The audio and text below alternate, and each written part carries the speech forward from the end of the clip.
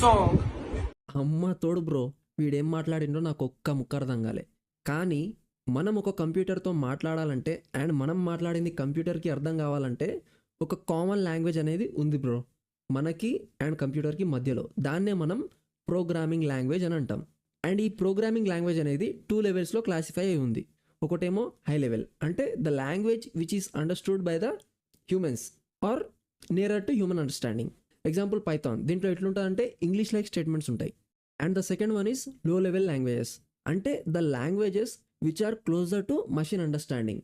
For example assembly language, ఇక్కడ ఎట్లుంటుందంటే కొన్ని కోడ్ వర్డ్స్ ఉంటాయి like move, data, sub, add.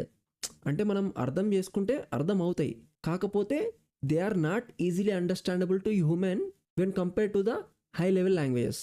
చూడు బ్రో, సింపుల్గా చెప్పాలంటే మనం కోడ్ అనేది మనకు అర్థమయ్యే హై లెవెల్ లాంగ్వేజ్లో రాస్తాం.